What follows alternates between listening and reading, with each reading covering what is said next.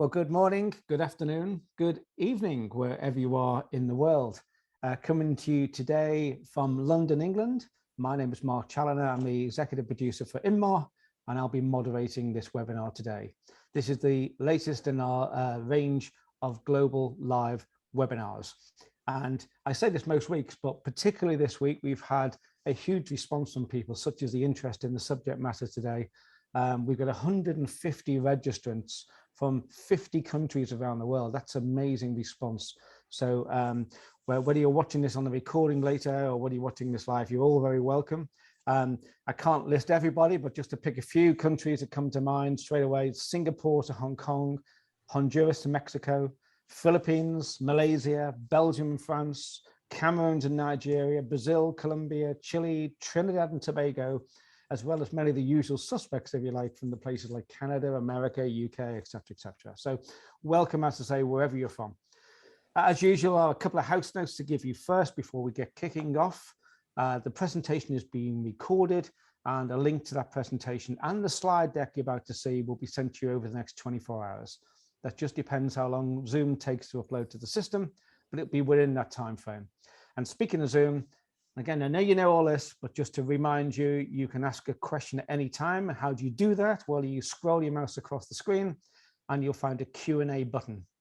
If you have a chat button, ignore that. Just go to the Q&A and put your question in there anytime during the presentation. I'll pick it up and I'll get those questions to our speakers at the end of the presentation. We'll finish either within or on the hour. That's your commitment as far as your diary is concerned today.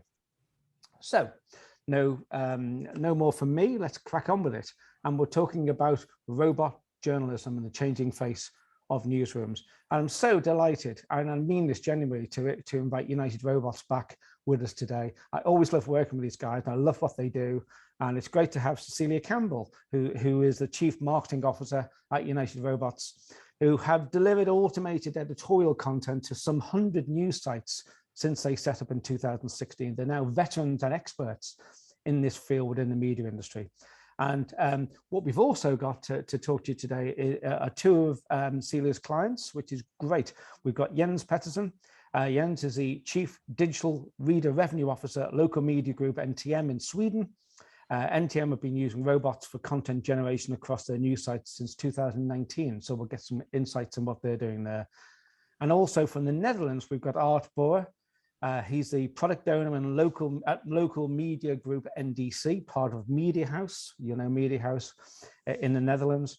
And Art's been leading the NDC end of the project to automate all local soccer games this season, all 60,000 of them. Can you believe that? That's quite a feat.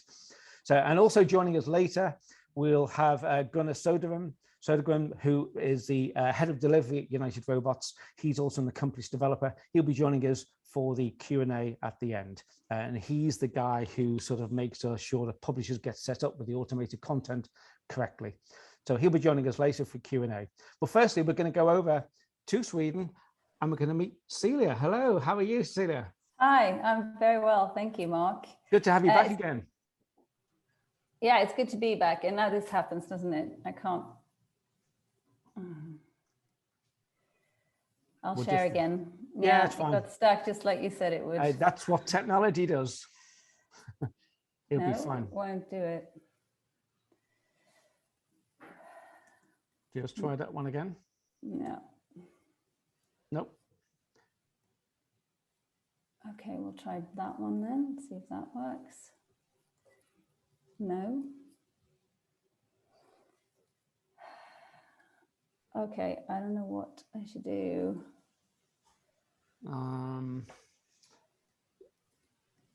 Just close that presentation on the screen. Maybe it doesn't work this time, Cecilia. Yeah, okay, sorry. Sorry, everybody. I'll quit PowerPoint. Oh, I think it's there twice, maybe. That could be it. That's not. Am I sharing now? I'll try. It's not by any chance gone to the end slide, has it? Which would be the same slide as the beginning. It would, wouldn't it? No, it's the first one. Okay, let's try again. That should work this time. Yes. Yeah, there we go. Sorry about Perfect. that. Oh, don't worry. This happens. This happens. We're But, tech over to you. company, honest. We are. All right, so it's great to be here. And actually, you mentioned our news sites, and we're actually up to some 150 sites now. We just did a little count before we came on. Wow, that's amazing. You've had amazing growth in fairly short space of time, Celia, as well. Yeah, we have done. Anyway, sorry, the floor is yours. Thank you. So today we're here to talk about robot journalism, which of course is an increasingly popular way to expand the capacity of the newsroom. And as Mark said, at United Robots, we felt we reached a sort of tipping point sometime in the middle of last year. Suddenly, interest in robot journalism took off among news publishers. And in January this year, the publication of Reuters' yearly trend report marked another milestone for us. The report has covered AI in the newsroom for some time now, but for 2022 was the first time that it mentioned robot journalism specifically. But I think we have an issue with the term robot journalism. Of course, it's been useful because it means we all know we're talking about content automation for news media purposes specifically.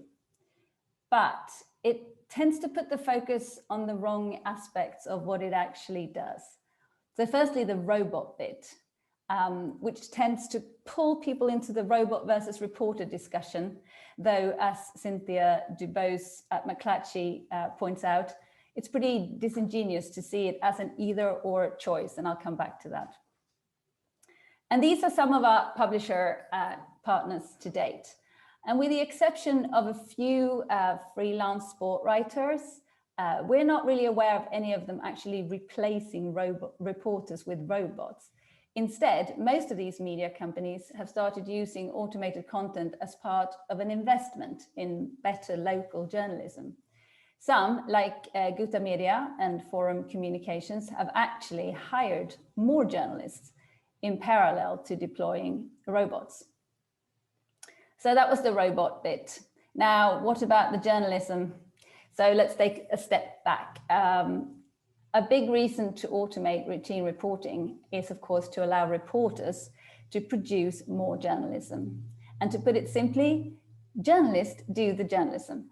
The content produced by our robots, it's not really journalism, it's information. So let's put the semantics to one side and get back to the question headlined in this webinar. Why should you use robots? What are they good at? What values can they produce in the newsroom? So volume. Robots can write any number of texts in the same amount of time. The volume of text they produce means you get a wider, more granular, and potentially more hyperlocal coverage. You can cover every house sale in every neighborhood or publish game reports from all leagues of all local sports. The volume is really at the core value of content automation. Speed. Robots can write stories in seconds as soon as something happens, and it takes as long to write one story as 100. Consistency. Regular and reliable data, which is what we build our text on, means you can provide always updated and most current information. Accuracy. Robots don't make mistakes. If it's in the data, it's in the story. If it isn't, it's not. And then there's story discovery as well. So the robot analyzes the data. That's how it identifies the story. It picks up on unusual events or patterns. So these insights can be used as alerts for the newsroom, either to follow up to build extended or completely new stories. Actually, that is where robots can help produce journalism.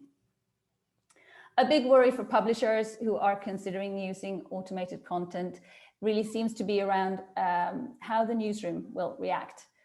Something I'm sure we'll talk more about here today.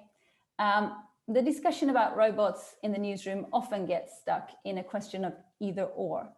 But a fruitful discussion should focus on not on whether to have robots or reporters, but rather how they can best work together. Because the thing is, they can complement each other really well. And each drives value to your journalism offer. So the journalists do what they're trained to do, all that investigative, human, important journalism that underpins your brand. What robots can add are the opportunities linked to the automation values I talked about.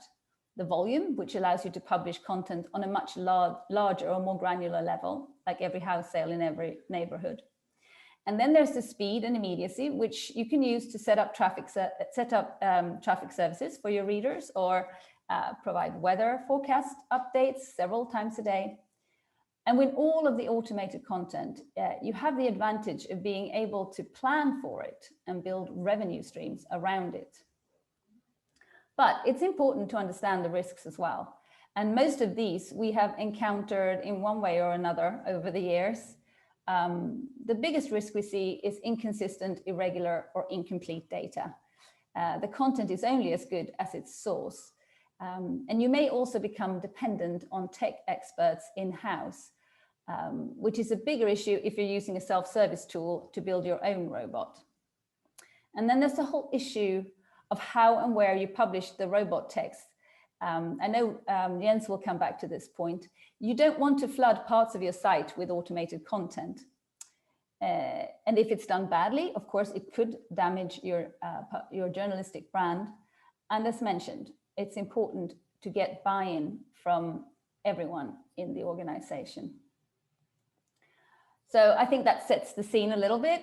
Of course, for the publishers we work with, the benefits of using robots in the newsroom outweighs the challenges. Otherwise, they wouldn't continue to publish the automated content. So let's hear from them. Why do they use content automation? What are the benefits to their newsrooms and businesses? And how do they tackle the challenges? Thanks, Mark.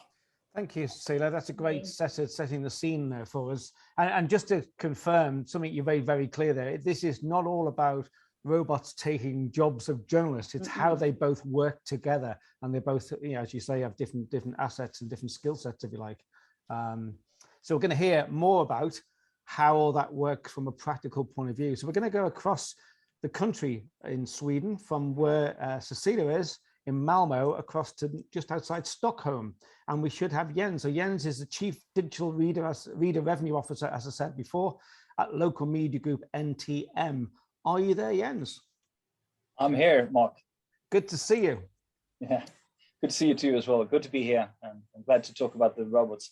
We are one of those. Can I just let me ask you a quick question for you? Are you? Looks like you're working from home. Is that still the norm over in Sweden? Actually, this is my office. Oh, is it really? Yeah, it is, with a nice, nice old-fashioned library.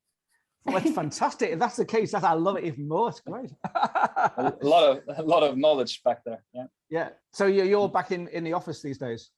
Yeah, definitely. Good stuff. Good stuff. Good to see you too. Anyway, sorry, the floor is yours. Thank you, Mark. We are actually one of those companies that actually dare to use the robots and have been doing that since 2019. So it's our 4th year on this. Cecilia, you're going to run the decks for me. So if I say pling, then you just push the button. Just a short brief overview over NTM, which is the company I'm working for. It's a Swedish media conglomerate who's focusing on local newspapers. We have 18 titles around Sweden, and we reach around 250,000 subscribers at the moment, which of them approximately 70,000 are pure digital. Pling. We are doing, as most media companies around the world, we are focusing heavily on subscribers and on reader revenue. And for us, the journey on this path has began like two years ago in 2020. We had a retake on subscription business, and we decided to focus on something we call Let's Get Ready to Double. So a lot of efforts to increase the number of digital subscribers for us. And one of the first pillars for us to work on is value. We need to be very, very clear on the value we actually create for the customers that we take the money from every month from the subscription. So value is important for us, and also it's very important for us to strengthen the relationship to the subscriber and become close to them and care for them and make them care for us. And also it's about habits, and to ensure that we create the habit of using us and consuming our products and our journalism as often as possible and as much as possible. And this is the part where the robots actually come into the picture.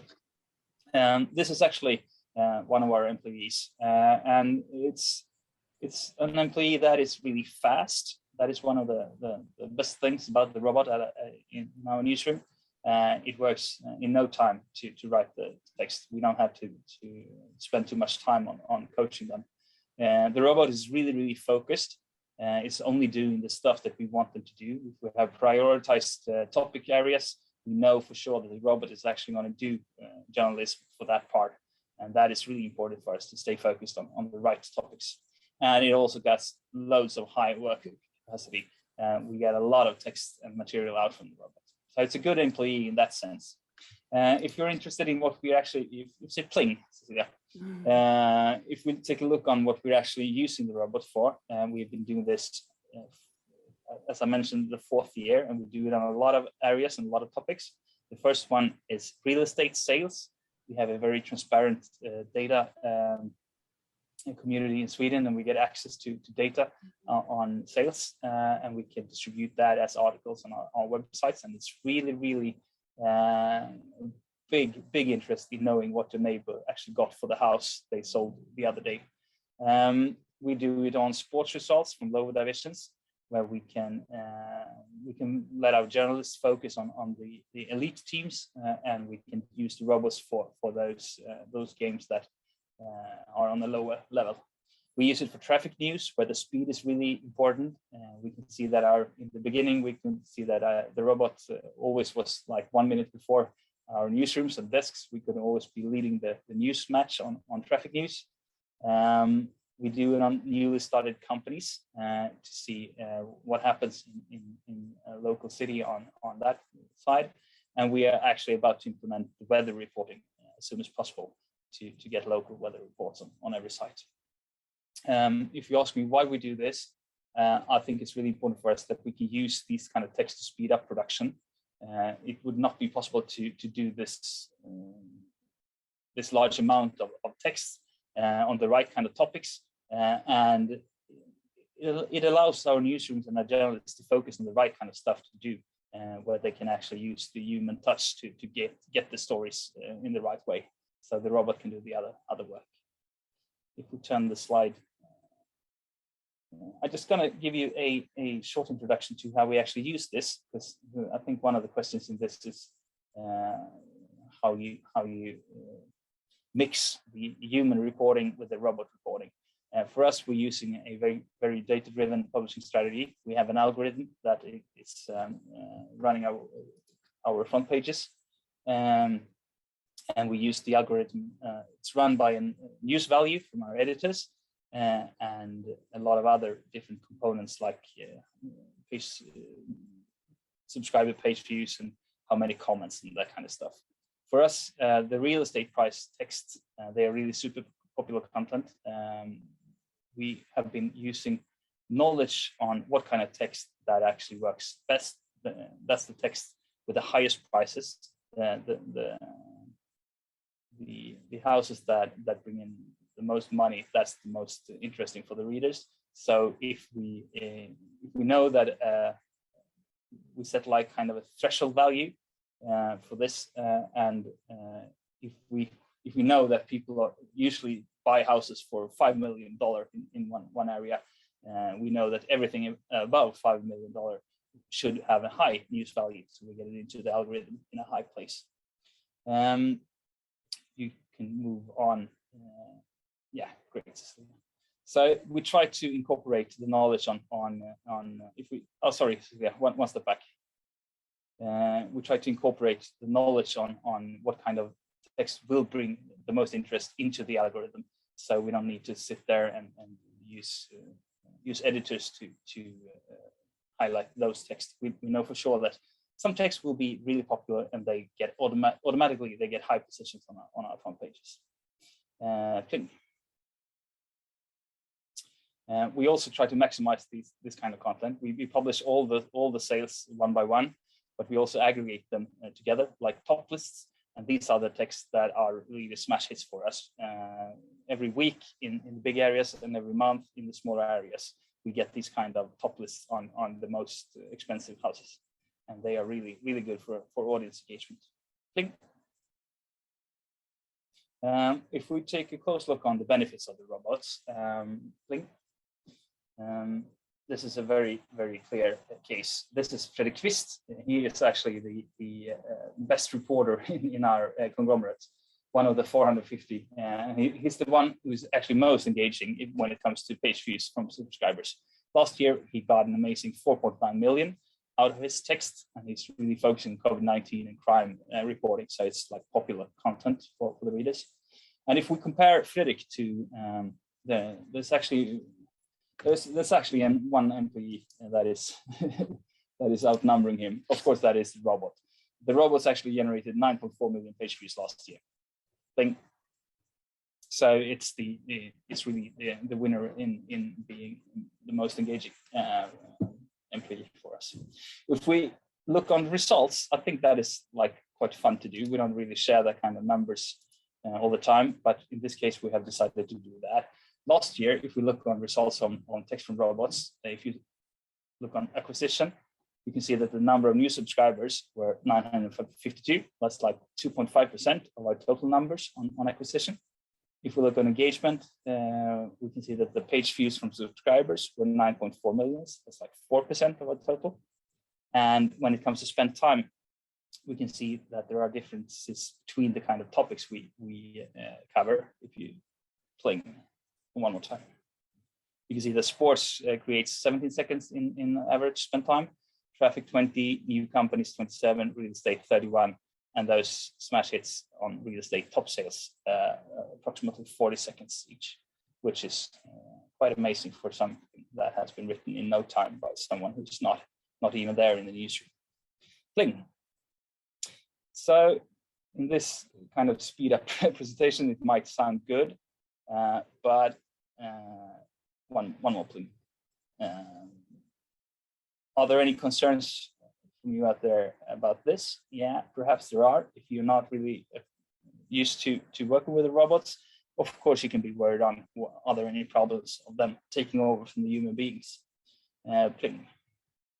So let's get into the robot calculation on this, and I'll try to explain how we have been thinking on deciding upon the robots. Pling. If we turn to challenges and risks, are there any cultural challenges in the newsroom? Will they steal our jobs? Not 2019 is quite a long time ago, so I can't really recall the actual conversations we had, but we did have discussions with the heads of newsrooms on this, and mostly with journalists and reporters who were concerned on, shouldn't I write about this? Why can't I cover the local sports games? Why should not we have human beings out there doing that? And we said to them that this is not about stealing the jobs from them. It's about actually trying to increase productivity for us on the topics for us that we aim to choose on. And these are the kind of text that anyone could write. It's better that our human reporters focus on the stuff that demands thoughts and consideration, and do a better allocation of the resources, you might say. Ling? One other concern we had was if the text would be good enough and the headlines would be good enough. And the answer to that is actually yes, mostly. In the beginning, you might say that the quality was not really super. We had a lot of improvements during the years. The quality has actually improved. We had a lot of text being the same kind of a lot of texts were actually being too much alike, and they were not really different enough. And the differentiation has been better. They are more varied, and there are fewer mistakes. The only time that something is wrong is actually, as you mentioned, Cecilia, when the data below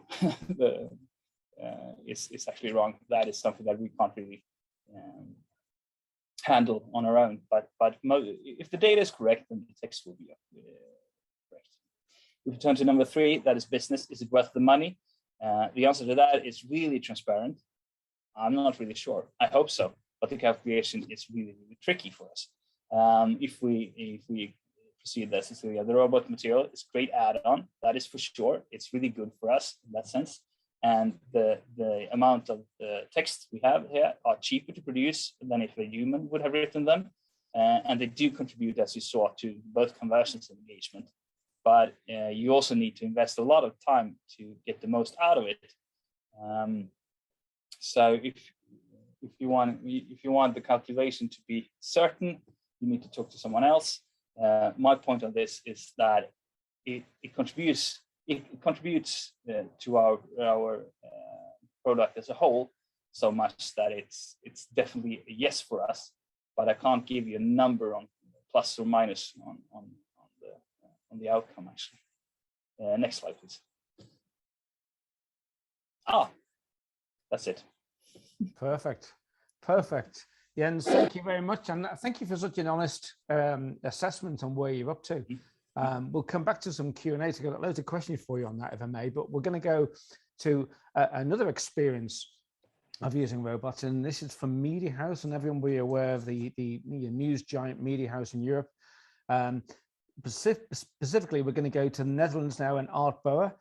He is a product owner, as I said earlier, at local media group NDC. So, Art, are you there?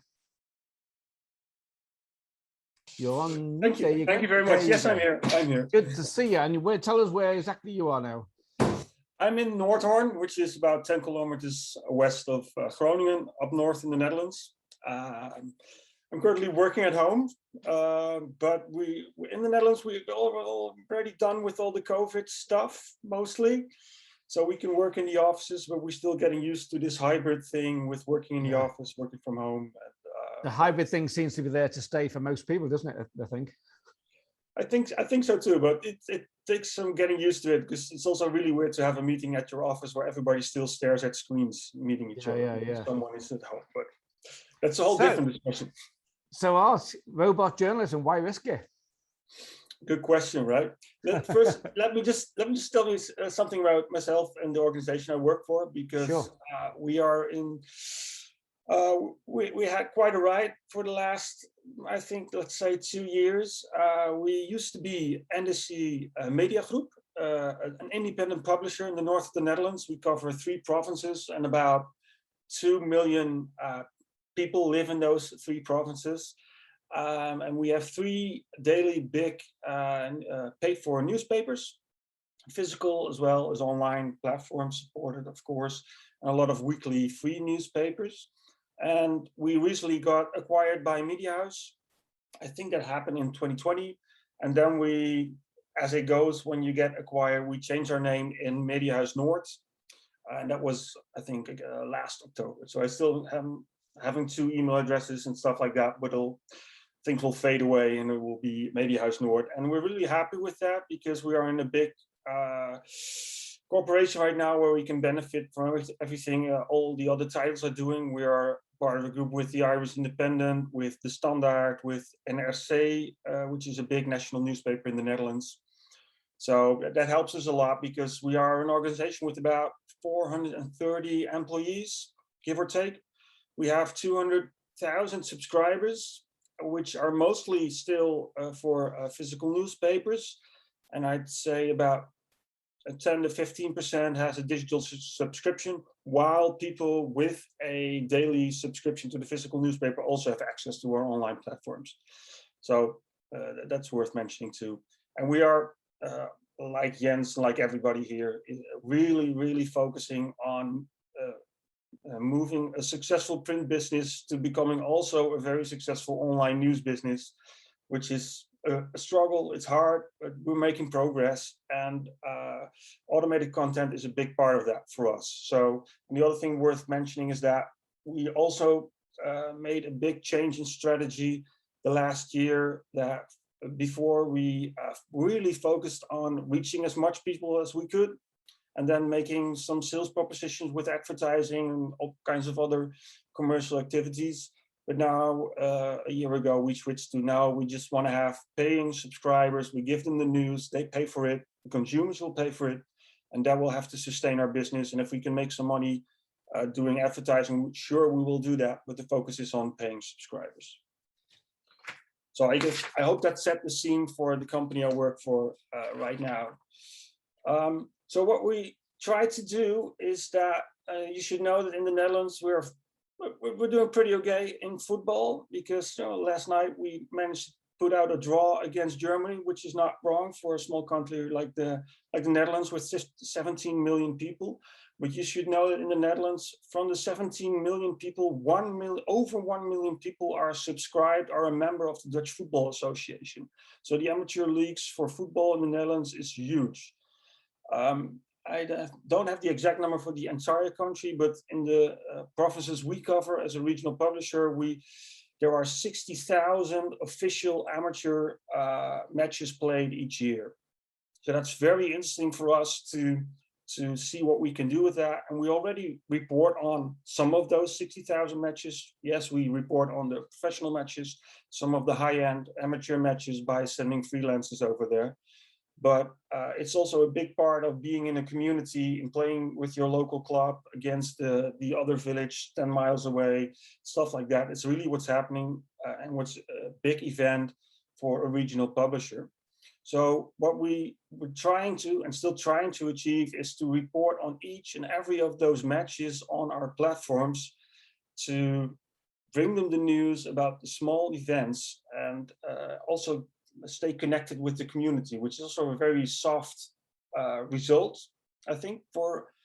It's not something you can catch in an Excel sheet, but being as a brand involved in what's happening in the community will also help people stay involved with your brand, stay connected, and keep their newspaper subscription or get yourself an online subscription.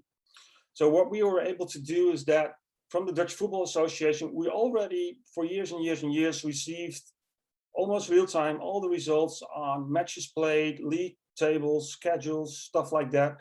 And we would print it out in those league tables you will know from searching for your favorite team on Google and stuff like that. So you see a league table and you see some matches played, and then you have to do the math on your own. Hey, what's happened here? Oh, this team won. Okay, what happened to the table? Oh, they went up 3 places, etc., etc. That's not very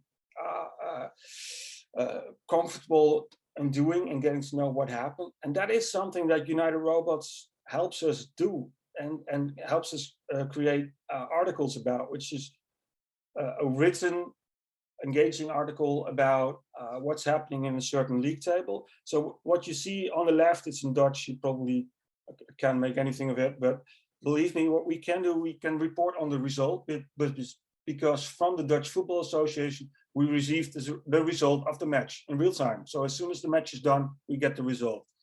The actual league standings is also something we get real time. So also if the league standings change because of the result, we can report on that in the article. We have the upcoming matches, so we can tell about this team lost for the 2nd time in a row from the other team. Next week they will play, etc. And what we also know is the win streak.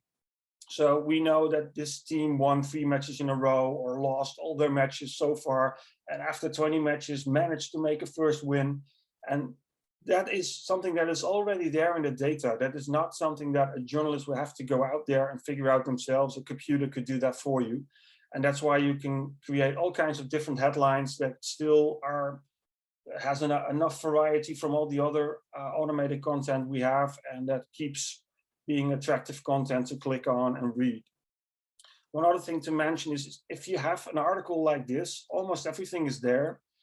And the only thing that for us was still missing was coach comments. So we were thinking it would be so great if a coach from the first team or the away team and the home team could reflect on the match. And we have a system in place where we could do that by text messaging the coach. And we could say, hey, your team won with 3-1. What's your comment on the match? And they could text back on the comment, and we can place that comment inside the article. Right now, that's something, a disclaimer I also have to make is that luckily we're all done with COVID, but we started with this automated content last September. And what happened in the Netherlands is, well, I'm not going to talk politics too much, but we didn't do everything right over here. So we turned back into a lockdown around mid-October, and all the Dutch sports leagues were canceled. and they were the football league got picked up half February. So we're in a bit of a weird season where a lot of matches got postponed and rescheduled and stuff like that.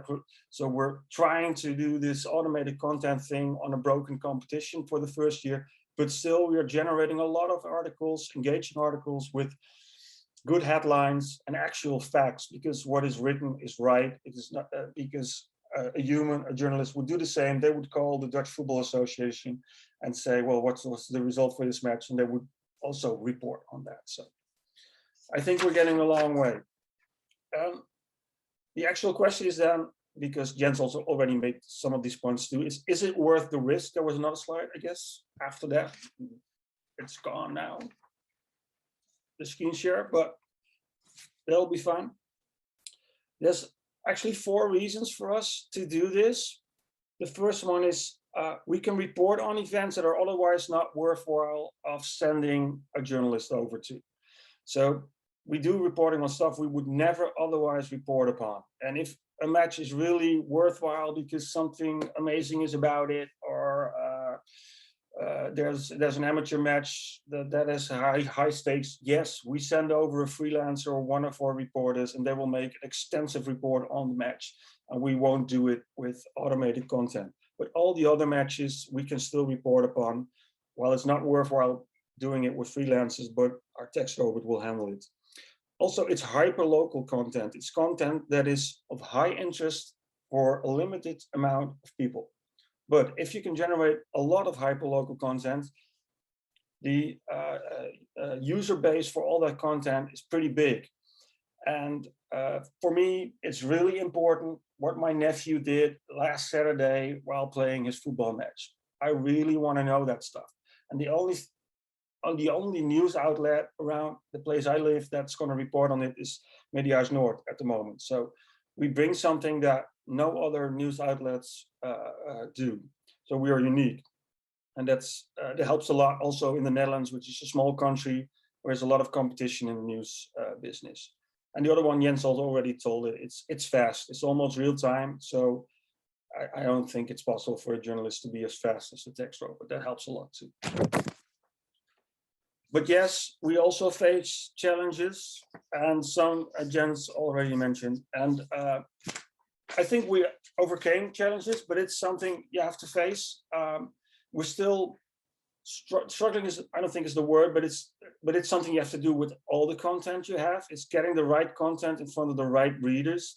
And if you have loads of content on loads of football matches, in our case, well, it becomes tricky of getting the right content in the right place. And also you want to prevent that content of flooding other stuff on your platforms.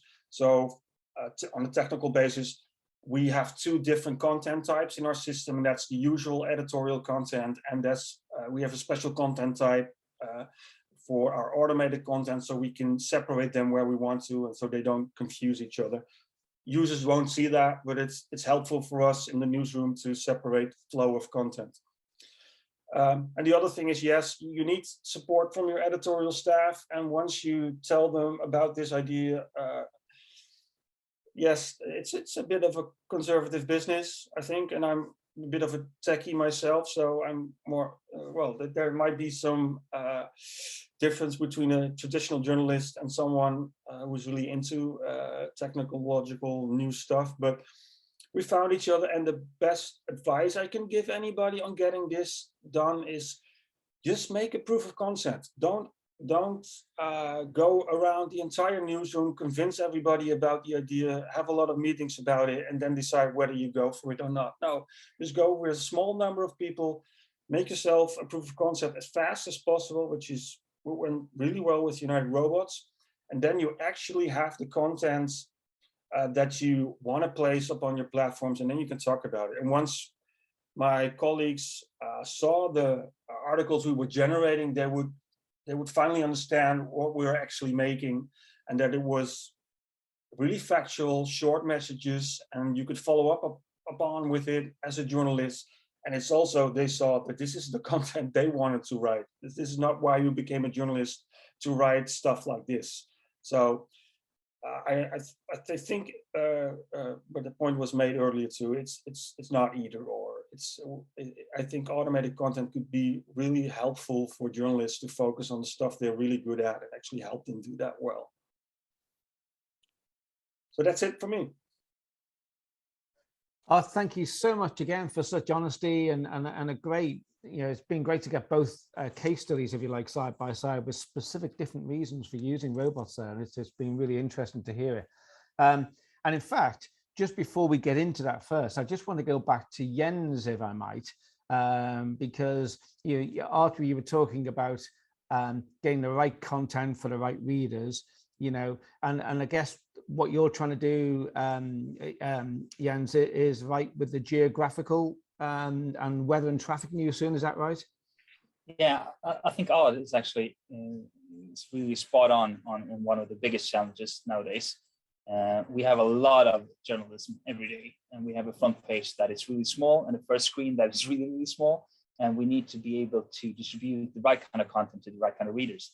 And we are actually looking into when we are going to release the weather reporting, and we are thinking on like mashing up weather reports and traffic news in widgets that are actually personalized on the knowledge on geographical location for the reader, so they get the right weather report for the geographical area where they live, and they get the right kind of traffic news on that as well. So we're going to try out that kind of simplicity for that kind of material.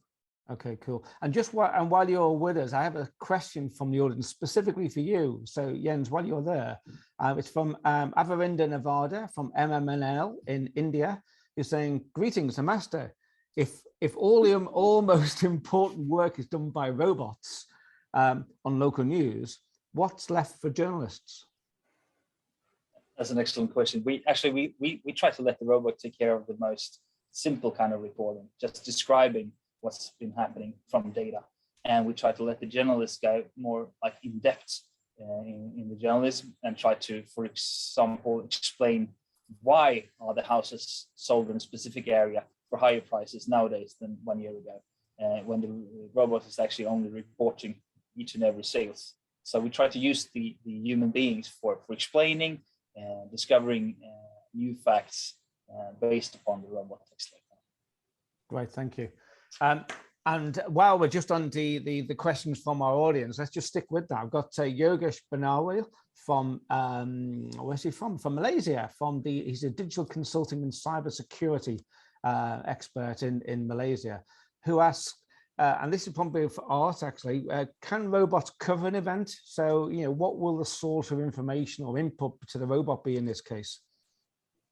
Well, if you want to make it more generic, the thing is, if you have some structured data that gives you information, in theory, a good robot can convert that into an article that is readable for everybody, but it depends on the data. So for us, we get the data from the Dutch Football Association. It tells us the results, it tells us the league standings and the schedule. And we are in talks with them right now to also release stuff about goal scorers. But because of some really strict privacy regulation in the Netherlands, that's really hard for them to release. They're in talks of doing that. Right. But the more information you have, the richer articles you can write. And we do this for football matches, and Jens also for real estate, which I'm very interested in because the real estate market in the Netherlands is crazy as well. But for us, privacy is really strict in the Netherlands, so it's really hard for us to get that kind of information. But also about the stock market, the weather, anything you can actually think of that has structured data that is worth reading about, a robot could help you translate that in a sort of readable story for you. Right, understand, thank you. And a question from Ruan Teraberg, who is asking to both NDC and to NTM, are you making your own automated content, or are you buying solutions from the external providers, of course, like United Robots? We need to be super transparent here. We are clients to United Robots and have been that since 2019. So yes, we are buying the technical solution from them, but we are trying to develop the content from the robots together with them. So it's a cooperation in that sense. Gotcha. Thank you. Same here. Yes, and, same here. Yeah. And I just wanted to add is that we don't have the time or skills as a news company to create some kind of AI algorithm. Yeah, you might do that, but that is that is something that is never going to work with us. We're not the company that could pull that off. So, and like other stuff we acquire from press agencies or anything, this is something we outsource to United Robots, like Jens said. Okay, great. Now, of course, we mentioned you earlier heard about business reports and weather in the pipeline, and Neil Parker from Press Reader in Canada is asking what else is in the queue for robot coverage that you aren't covering in that way at the moment. Who wants to take that? It's probably Cecilia. You might know what people are asking you for at the moment more than anyone. The latest thing we've got is a robot that's working right now in Norway and Sweden, which turns companies' annual reports into digestible short stories. That's gone really well for our first client in Norway, and it's being rolled out. Again, that's an issue with what data is available. These are not stock market companies. These are small local companies that we're covering. The corner shop and stuff. Yeah. We're looking at things. I know Jens is interested in, and we've talked about building permits. Planning cities. What's been agreed? Where are people going to put up new buildings? I mean, really, it's the data that sets the limit, and that's usually the biggest challenge is to find good, reliable data. I would say that was my first bullet on the risk side. Yeah. But of course, that's normally go on. You need to put yourself in the seat of the reader. What are you curious about? I would die for a map describing if I'm interested in buying a house in a place. I would really die for having a map where I can go to and search for, are there any building permits here that can affect the value of this kind of building that I want to buy, or handling the curiosity of the reader is really important when trying to find new subjects for automated content. That's a good answer. So that question was from Rune in Norway. This question is from Neil in Canada, and his question is, how do you uncover new usable data feeds? It could be one of any three of you on that one. I think a good journalist would know. I'm not a journalist. I'm in the digital development department, but a good journalist would be very curious. I think that would be a skill to be a good journalist. And the only thing you have to do is, if you know where you're curious in, you can see if there is any data out there that could come to you on a reliable way, and then that is something you could follow up on and see if you can automate that. But the actual interpretation of the data and stuff like that, that is where you come into humans actually reading the data. But there's a lot of data out there that I haven't thought of, I think, that you could use for articles and stuff. And what Jens is telling about the permits is very interesting too. But the question is it really structured data that is the same every time? Because I know for the Netherlands, every village will do it differently and give it on a different way to you, which makes it very hard to do this properly. And Cecilia, a good question here coming from Portugal, from Wow, who's the professor at the university there, asking newsroom problems with robots will be related to news production, but does the same happen in other activities? Can it be used for things like trend analysis, for example? Sorry, I did not understand that question. Other areas of the business as well as newsrooms, can robots be used? Oh, I see. Yes, I'm sure they could. I mean, we're quite specialized in generating editorial content. I mean, the news alerts and things that the robots produce because they find stories in the data, that's kind of a positive byproduct. But we don't really provide any solutions for the business side or so.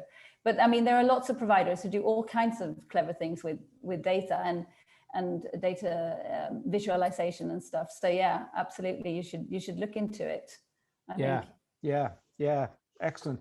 And I've got Lamar, who's the content consumer revenue person for Advanced Local in the States, saying not flooding the homepage with robotic content. I get it. But what about the flip side? How do you help people find such granular content? Where is the audience for robotic content coming from? Is it a search audience or is it direct? He's trying to figure out how where robotic content fits in the subscription funnel. Celia, that's one for you, I guess.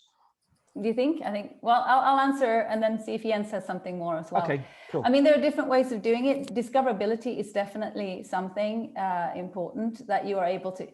Some of our clients have, they've set up sort of local sub-sites. So they use the meta tags to get the right content to the right reader in that way. You could, you know, the promotion on the homepage is important. I mean, I know a lot of people also use it for SEO. And I think actually in Norway, our client who has a real estate robot in Bergens Tidende, they discovered that most of the sales actually come of the conversions on the real estate text actually come in through SEO. Even though they may, you know, they may have read the newspaper before and stuff, but so, and then they become subscribers. So there are different, but I think discoverability is very important. The meta tags are key to getting the right content to the right person. I don't know what you're saying, Jens. Our local news sites have extreme high direct traffic. We're not that dependent on social media or Google. And for us, distributing the content or showing it up for the readers is really important. When, as I mentioned, we try to trim this kind of material on the right kind of news values to get it in the right position on the front page, which is run by an algorithm.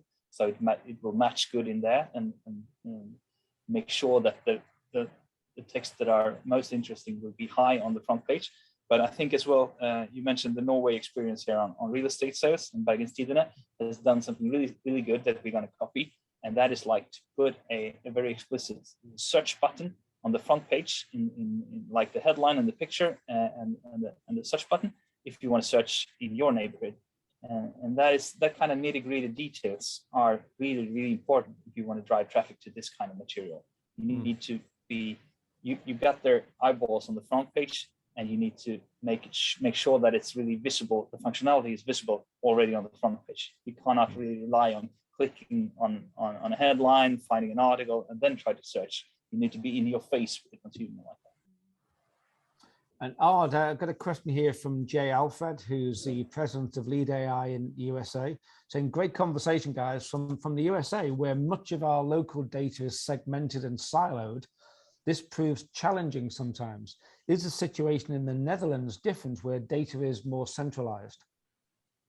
It depends on the data source. In the Netherlands, we have a well-organized Dutch Football Association with modern technology, and not every sports organization has that kind of technology infrastructure.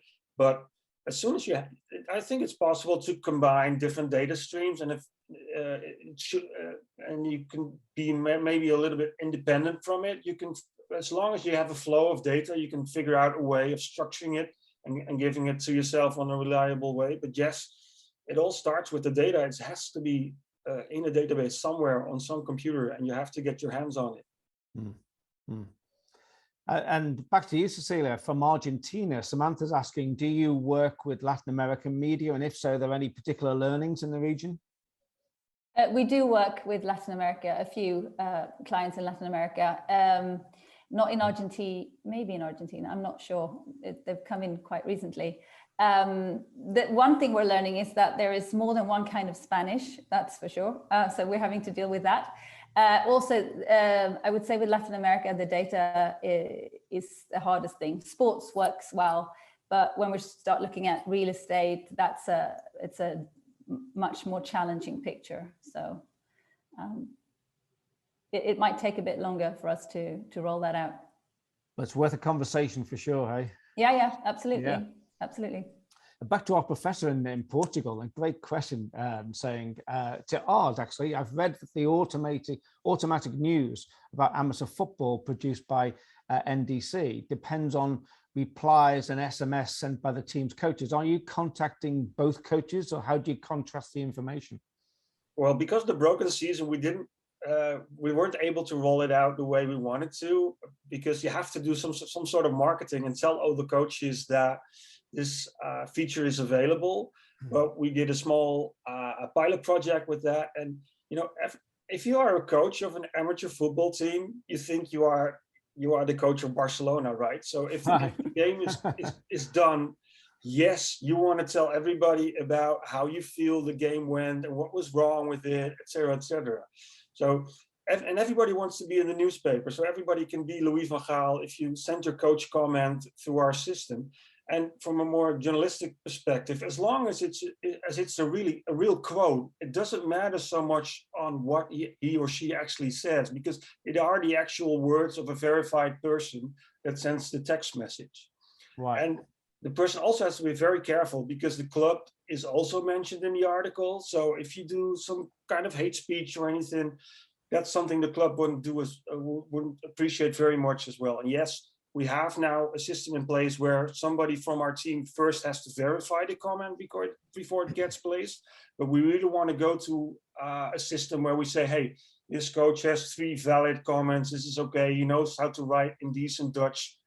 As soon as we receive a comment, we'll just place it in our article. But that's something we're playing around with at the moment. Okay, great.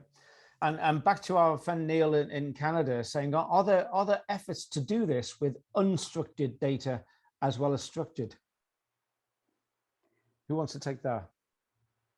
I mean, there are solutions for that. And I guess the opposite of unstructured data is it's more like scraping sites and stuff. So yes, that can be done. We have used it on occasion. For example, we did a COVID app for an American news agency who shall remain nameless, but we had to scrape PDFs to find out, new rules from different states. It's a lot more work intensive, but it can certainly be done. But I think that the beauty of the data is that it's such a clear-cut process, and the quality you're going to get. Basically, it's easier for us to guarantee the quality and the predictability of it. We're running out of time, sadly, because this has just been a fast-paced webinar today. And as I said to these guys earlier, I love this topic because we could talk for hours on it, but sadly we don't have hours. I've got 2 questions I'm going to just throw in at the end here. One is for Jens and one's for Ard.